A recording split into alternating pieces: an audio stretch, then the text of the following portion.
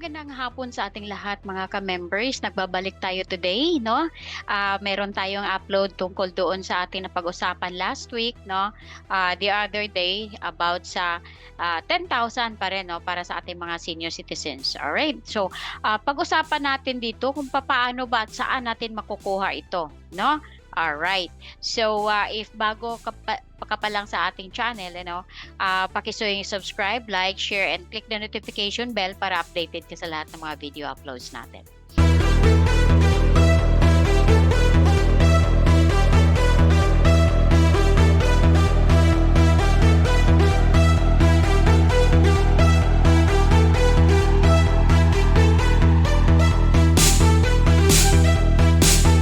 Okay. So now, ito talaga si Sir Gatchalian talaga ang nag-ano nito, no, na nangunguna na talagang i-expand itong cash gift kasi dati ano lang 100,000 lang 'to no.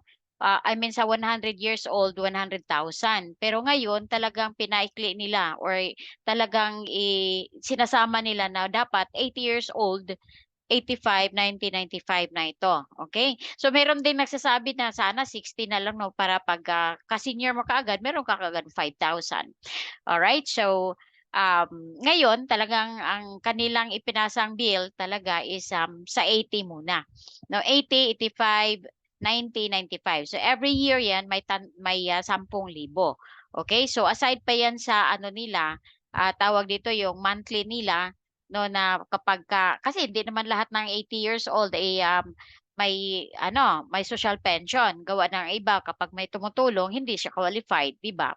Pero talagang kapag isang, senior na 80 years old tapos ano siya, indigent siya, so nag-ano na siya, pension na siya from 60 up.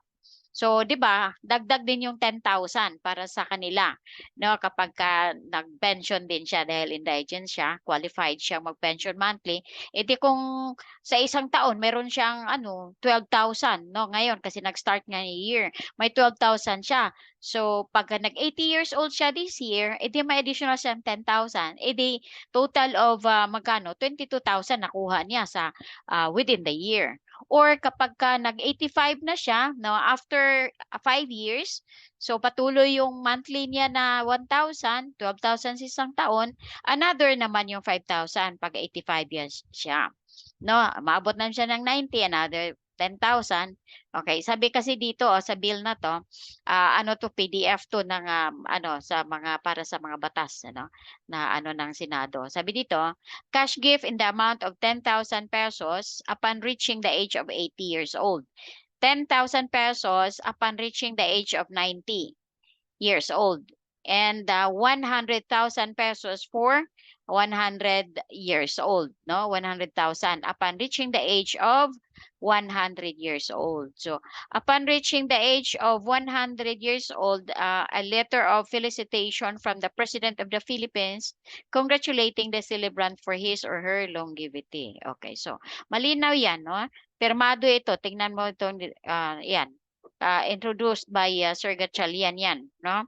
Napirmado ni Sir Gatchalian, Win Gatchalian 'yan. Okay, sabi dito. At makikita naman natin dito talaga, no? Introduced by Senator Win Gatchalian 'yan. Expanding the coverage of the Centenarians Act of 2016. 2016 pero 100 years old pa 'yun. Pero ngayon ginawa nilang 80, 85, 90, 95. Okay. So ano ba ang dapat gawin at paano mo makukuha 'no bilang ito yung yung cash gift na 10,000 na 'yan 'no. So paano? Alright, so makikita natin dito no, let me share my screen here. Okay. Alright, there you go. So sabi niya, to avail of the benefits under the law, relatives of the centenarians must submit. No, ito ang dapat gawin. Must submit. Kasi ang ano natin kung paano, no? So, ang mga relative, no, mga kamag-anak na isang centenarian, kung isang centenarian hindi na makakapunta, siyempre must submit primary documents such as birth certificate and Philippine passport to the City of Municipal Social Welfare Office and the Office for Senior Citizens Affairs in their localities. Okay, so magsasubmit siya doon na City of Municipal Social Welfare, no? Sa CSWD, no? Sa lugar, sa munisipyo. At saka sa OSCA. So yan ang dapat na gawin para makuha nila, no? Alright, kasi sabi dito to how to avail. So to avail of the benefits under the law, ito yung dapat gawin. Okay? Alright, so malinaw yan, and then panoorin natin itong sinasabi ni Sir sa NCSC, no? Nakapagpatibay din to sa mga tawag dito, mga senior citizens. So panoorin natin ang video. Okay, sa susunod na mga panahon, inimbitahan din namin si Director, hindi lamang para sa mga disabled at senior citizens, ngunit para din sa nasa malayo yung mga indigenous people. Kaya sa nakikita ko, hanggang ganito ang gawain ng COMELEC, dapat we will have to appreciate and praise. Kailangan palakpakan natin palagi ang COMELEC. Ako naman nagdadala din ng mga magagandang balita. Ang una nito, kailangan tulad ng ginawa ni Chairperson George Garcia, yung lahat ng seniors at sana pati PWD mag-rehistro na sa registration ng pamahalaan. Tayo po ay may online registration din, www.ncsc.gov.ph. Ang kahalagahan nito, kasi kung andyan na yung rehistro nyo at may pangailangan, madali tayong mahanap, madali malaman ang ating sitwasyon. Kaya gusto natin na kayong may ganitong training at rehabilitation, sana pamahagi din ninyo sa ibang mga senior citizen na kailangan magkaisa. Okay ba? Okay. At saka, sino ba ang 79 years old na mga 70 plus? May magandang balita. 2 weeks ago, pinirmahan po ni President BBM na ang may edad 80 ngayong taon na ito ay makakatanggap ng cash bonus at gift. Yung una kasi, yung 100, makakatanggap ng 100,000. Sa ngayon ba kayo niyan? Kaya, sa umagang ito, inimbitahan ko kayo, pati si Chairman George, na sana abutin natin yung 100 years old para magkaroon ng 100,000. But joking aside, ang gusto kasi ng pamahalaan natin na tayo ay malusog. Kaya nga, andun yung rehabilitation, kailangan aabutin natin yung mga edad na talagang mataas. Kaya, hindi po pera pinag-usapan dito. Long life po. So at 80, makakatanggap ng 80,000 sa taon na ito. Ang 85, 10,000. Ang 90 years old, 10,000. Ang 95, 10,000. Pagka 5 years na lang, maabot mo yung 100 tulad ng si Senator Juan Ponce Enrile, makakatanggap ka ng 100,000. Kaya, this is empowerment. And I'd like to shift our attention to COMELEC and Chairman George Erwin Garcia. Chairman George, salamat po. We would like to thank you for protecting democracy. Alam niyo po, pag nabigyan ang mga nasa laylayan ng pagkakataon na makapag-decide sa halalan, lalong ang ating demokrasya ay tatapat. And so, alam ko marami po ang trabaho mo, Chairman George Garcia, kasi hindi lang yung election ang pinag-usapan.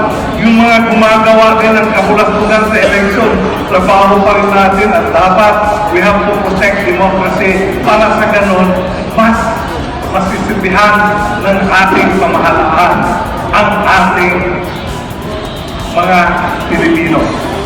A lot of things to be done, but one of the cornerstones for democracy, isa sa mga haligi ng ating demokrasya, ay nag-comment. Kaya sa umagang ito, I'm so happy and I hope na madala ko rin si Chairman George Garcia doon sa pinagkakatapusang sulok ng Mindanao para sa ganon makita rin niya ang sitwasyon na nag-i-improve ang ating bayan. Maraming salamat. God bless everyone.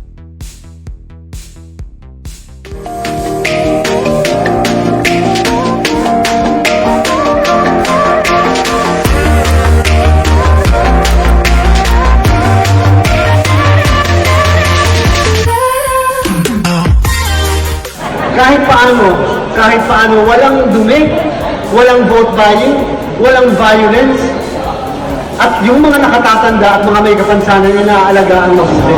So, ganun ang ginagawa ng government. And being mainstream.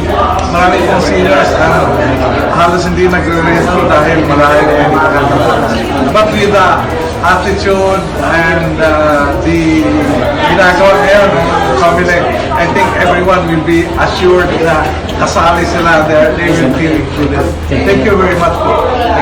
Okay, so maraming salamat sa ating pag-antabay no sa ating video today. Hopefully na sa video natin na in-upload today ay may nakuha tayo na kapakinabangan no.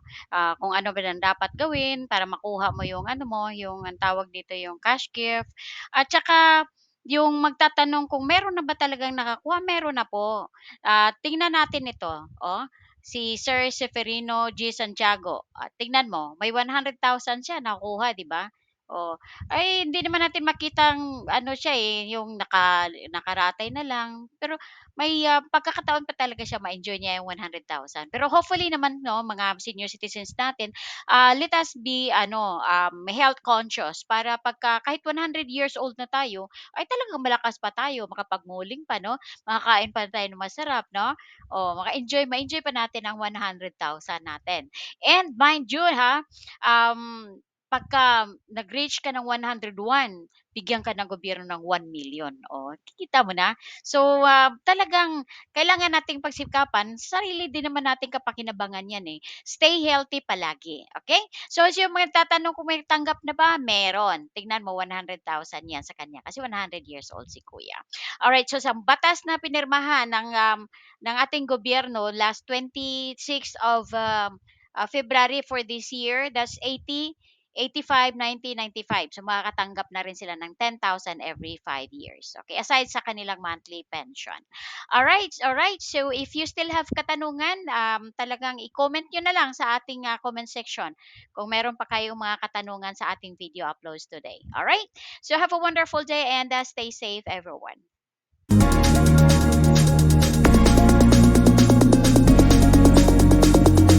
Ang iTherapy ay isang physiotherapy device na ginagamit lamang ng bawat individual. Actually, ginagamit ito ng mga doktor katulad ko. I'm a practicing functional medicine. So I deal with patients na from chronic diseases to cancer. No? And nakita ko mismo, nung ginamit ko ito sa mga pasyente ko, talagang natulungan sila sa pagpapagaling. Example, arthritis, diabetes, chronic kidney disease, no? Yung iba pati mga autoimmune system, including cancer.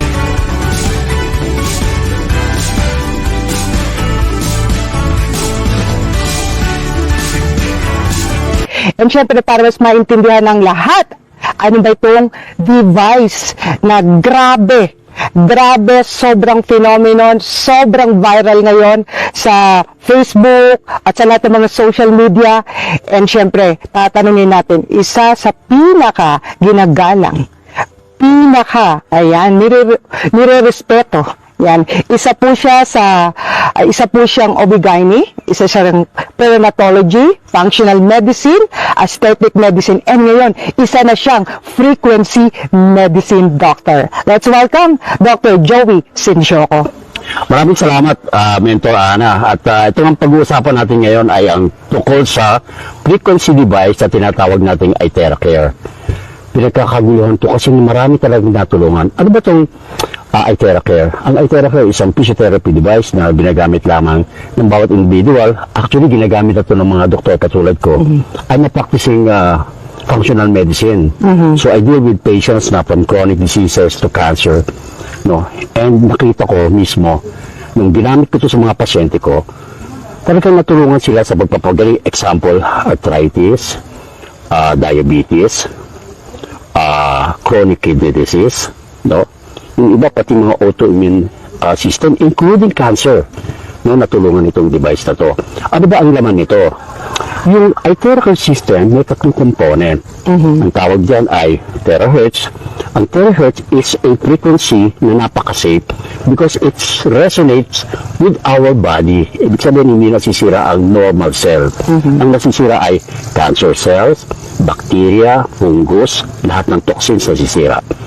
Meron din itong quartz. Ang quartz naman ay nag-absorb ng energy para i-direct sa ating katawan. At yan ay nakikita natin kapag ang pasyente, halimbawa ay may pain, in about 30 minutes magugulat ka, no? Nawawala talaga yung pain. So, amazed na amazed, including us doctors, no? Sa resulta nito. And true enough, that's the very reason why marami ring doctors, no? Ang gumagamit na ngayon ng iTheraCare sa kanilang practice. Okay, Doc, napakaganda nung iTheraCare device. Pero tanong, Doc, paano ba siya nag-work? Okay, napakagandang tanong yan. Alam mo, itong ating device, para lang siyang blower kung titingnan mo, no? Paano ba talaga nakakatulong? Alam mo, yung pag-terahertz, yung terahertz ay pumapasok sa ating cell.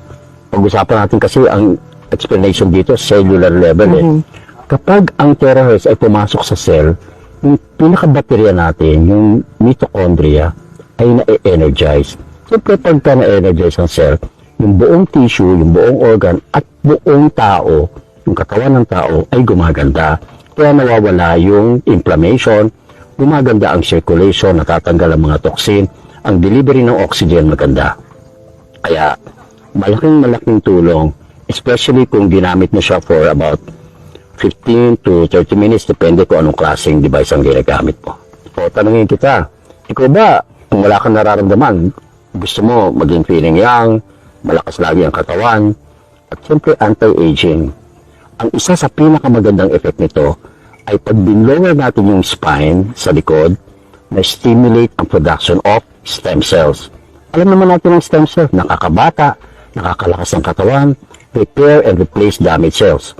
So, importante kung ito ay ginagamit mo araw-araw, makikita mo yung big change in your aging, biological age, no? And yung system mo, gaganda talaga.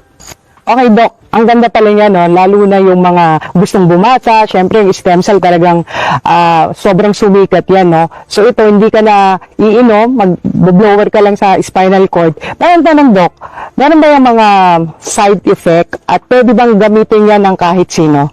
Yes, magandang tanong yan. Kasi pag gamit mo ng iThera, pwede itong gamitin ng mga bata, ng mga sanggol, pwede rin itong gamitin ng mga senior citizen, lalo-lalo na yung may mga chronic illnesses. No? Tungkol sa side effect, wala pa akong nakita sa mga nabasa kong mga research papers and materials, including my own personal account. So, hopefully, wala tayong makikita ng side effect, even in the near future. Doc, ginagamit ba siya everyday?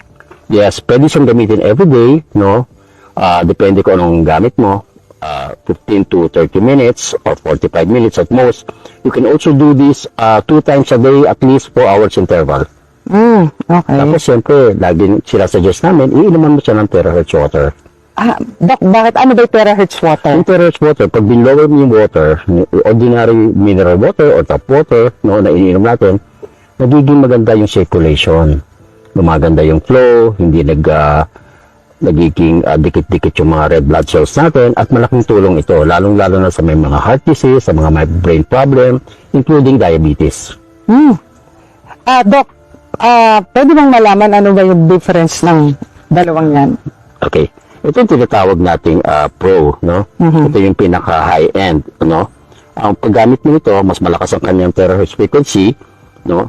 At pwede mo siyang gamitin, including yung kanyang heating ability in the next 5 hours, no? Meron tayong isa na premium, no? Pero ang idagdag ko pala, kaya importante na gumamit ka ng Pro because ito ay mayroong code setting.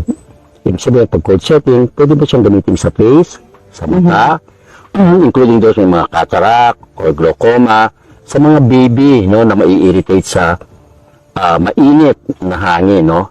At alam mo ba na pwedeng gamitin yung cold setting sa mga pets? Mm. Napakaganda. Wow, Doc, ang ganda pala niya, no? So, pwede rin pala yun sa mga, lalo na yung anak ko mahilig sa, ano, no, sa pusa, sa aso. So, pwede siyang gamitin sa mga pets. Oo. Alam mo ba na ginagamit ito sa mga veterinary clinics sa abroad? So, hopefully, pag nakita to ng mga vet natin, ma-apply nila to sa kanilang practice. Eh, Doc, sa mga fruits, vegetables, pwede rin ba yung gamitin? Yes, maganda. Kung mababalitaan mo lang, no, may mga gumagamit ito.